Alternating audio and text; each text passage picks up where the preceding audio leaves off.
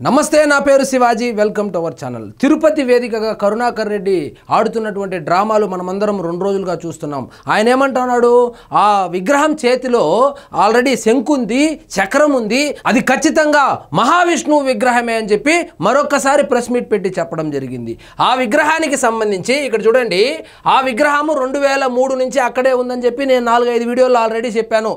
ఆ విగ్రహము జగన్మోహన్ రెడ్డి గారు ముఖ్యమంత్రిగా ఉన్నప్పుడు అక్కడే ఉంది, రాజశేఖర్ రెడ్డి గారు ముఖ్యమంత్రిగా ఉన్నప్పుడు అక్కడే ఉంది, కరుణాకర్ రెడ్డి 2 సార్లు టీటీడీ చైర్మన్ గా చేసినప్పుడు కూడా ఈ విగ్రహం అక్కడే ఉంది. ఆ విగ్రహం యొక్క ప్రత్యేకత ఏంటంటే, ఆ విగ్రహము అసంపూర్ణంగా ఉన్నటువంటి శనేశ్వరుని ప్రతిమ, చేతిలో బాలుడు కూడా ఉన్నాడు. సో ఆ విగ్రహాన్ని తయారు చేయడానికి 2 లక్షల రూపాయలు అడ్వాన్స్ ఇచ్చినటువంటి వ్యక్తి ఎవరైతే ఉన్నారో ఆయన ఈ బ్లూ ప్రింట్ ని పంపించాడు. నాకు శనేశ్వరుడు ఈ విధంగానే కావాలని చెప్పితే చేసింది. మరి శంకు గురించి, చక్రం గురించి మాట్లాడుతున్నటువంటి కరుణాకర్ రెడ్డి గారు అదే చేతిలో చిన్న బాలుడున్నాడు. బాలుడు గురించి మాట్లాడవెందుకు? బాలుడు చేతిలో ఉంటే విష్ణుమూర్తి ఎలా అవుతాడు? అదేవిధంగా ఇంకొక చేతిలో కపాల పాత్ర ఉంది. ఎక్కడైనా హైందవ ధర్మంలో విష్ణుమూర్తి చేతిలో కపాల పాత్ర ఉండడం చూశారా? చూడలేదు కదా. మనకు తెలిస్తే కదా, మనం హైందవ ధర్మాన్ని పాటిస్తే కదా, సనాతన ధర్మాన్ని పాటిస్తే కదా ఏ ప్రతిమ ఎలా ఉంటుందని. ఇంకొకటి, అది అసంపూర్తిగా ఉన్నటువంటి విగ్రహము. అసంపూర్తిగా ఉన్నటువంటి విగ్రహానికి విగ్రహారాధన చేయరు. ఒక విగ్రహం కంప్లీట్ అయిన తర్వాత దానికి ప్రాణ ప్రతిష్ఠ చేస్తారు. ప్రాణ ప్రతిష్ఠ చేసిన తరువాతనే దాన్ని పూజించడం మొదలు పెడతారు. హైందవ ధర్మంలో బేసిక్ రూల్స్ అది. మనకు తెలియదు, ఎందుకంటే ఇక చెబితే బాగుండదు. ఇక్కడ చూడండి, ఎడమ వైపు 2వ చేతిలో విల్లు, కుడివైపు 2వ చేతిలో బాణం. బాణం ఉంటుందా విష్ణుమూర్తి చేతిలో? బాణం ఉంది, బాలుడున్నాడు, కపాల పాత్ర ఉంది, కాళ్ళ వద్ద సింహం బొమ్మ కూడా ఉంది. సో ఎవరైతే డబ్బులు ఇచ్చి ఆ విగ్రహాన్ని చేయించుకుంటున్నాడో ఆయన మైండ్లో ఉన్నటువంటి బ్లూ ప్రింట్ ఏదైతే ఉందో దాన్ని, ఆ బ్లూ ప్రింట్ని ఆ విగ్రహం చేసేటువంటి ఆచార్యకి ఇస్తే ఆయన చేసినటువంటి విగ్రహము. అతను ఆర్డర్ ఇచ్చిన ఆయన చనిపోవడంతో, అదేవిధంగా విగ్రహం చేసిన ఆయన కూడా చనిపోవడంతో ఆ విగ్రహాన్ని అక్కడే వదిలేశారు. ఆ ఒక్క విగ్రహమే కాదు, చాలా చిన్న విగ్రహాలు కూడా చుట్టుపక్కల ఉన్నాయి. కానీ అవి మరీ చిన్నవి కాబట్టి దాన్ని పట్టించుకోలేదు ఈ కరుణాకర్ రెడ్డి. వాస్తవంగా ఇంకొక అవకాశం కూడా ఉంది. ఏదైనా ఒక దేవతల యొక్క, దేవుళ్ళ యొక్క విగ్రహాలు చెక్కేటప్పుడు ఆ రాయి ఏదైతే ఉందో ఆ రాయి సహకరించినప్పుడు అంటే ఆ రాళ్లలో క్రాక్స్ ఉంటాయి. క్రాక్స్ ఉన్నటువంటి ఆ రాళ్ళు ఏవైతే ఉన్నాయో దాన్ని ఆ విగ్రహాలు చేయడానికి పనికిరావు, వాడరు కూడా. అదేవిధంగా విగ్రహాలు చెక్కేటప్పుడు కొన్ని రాళ్ల లోపల నుంచి కొన్ని జీవాలు బయటకు వస్తాయి. కప్పలు కావచ్చు, లేకపోతే కొన్ని రకాల పురుగులు కానీ ఇలాంటివి బయటకు వస్తే ఆ విగ్రహాన్ని పక్కన పెట్టి మరొక రాయిని తీసుకొని విగ్రహం చెక్కుతారు. ఇవన్నీ మనకు తెలియదు. మనకు తెలిసిందల్లా ఎలాగైనా హిందువులను కూటమి పార్టీలకు దూరం చేయాలి, 2029లో మనము అధికారంలోకి రావాలి, అదేవిధంగా వాళ్ళ కొడుకుని ఎమ్మెల్యే చేయాలి.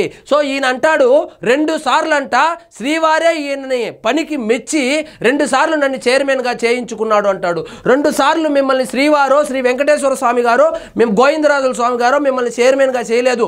ఒకసారి చేసింది రాజశేఖర్ రెడ్డి గారు, ఇంకొకసారి చేసింది జగన్మోహన్ రెడ్డి గారు.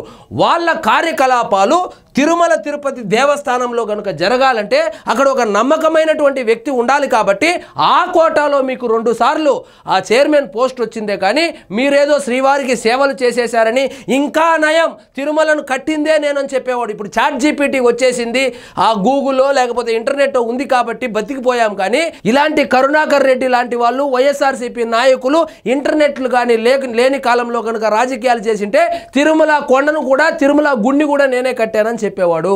అది విష్ణుమూర్తి విగ్రహం కాదు. విష్ణుమూర్తి ఎందుకు కాదంటే, ఇక్కడ చూడండి, భూమన ఆరోపిస్తున్న అలిపిరిలోని విగ్రహానికి మీసాలు ఉన్నాయి.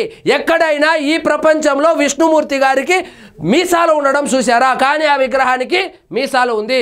ఇంకొకటి, విష్ణుమూర్తి విగ్రహానికి చెక్కేటప్పుడు మొదట్లో నామాలతోనే మొదలు పెడతారు.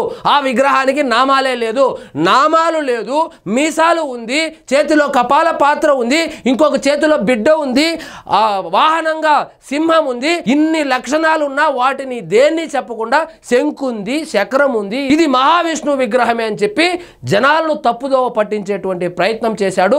అడ్డంగా బుక్ అయ్యాడు.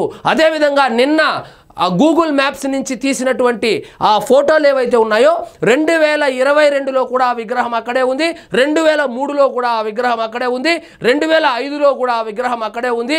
అది అసంపూర్తిగా ఉంది కాబట్టి దాని మీద కూర్చునే వాళ్ళు ఈయన వచ్చి ఏం చెప్తున్నాడు, లేదు లేదు ఎప్పుడు లేదు అక్కడ, నేను ఎప్పుడు చూడలేదు, మీరు వెళ్ళి చూసింటే కదా తెలిసేది, మీరు చూడకుండానే ఇప్పుడు దాన్ని అసంపూర్తిగా ఉన్నటువంటి విగ్రహాన్ని బయటకు తీసి దాన్ని రాజకీయాల కోసం వాడుకుంటున్నాడు ఈ కరుణాకర్ రెడ్డి. సో కరుణాకర్ రెడ్డి గారి మీద కేసు అయితే బుక్ అయింది.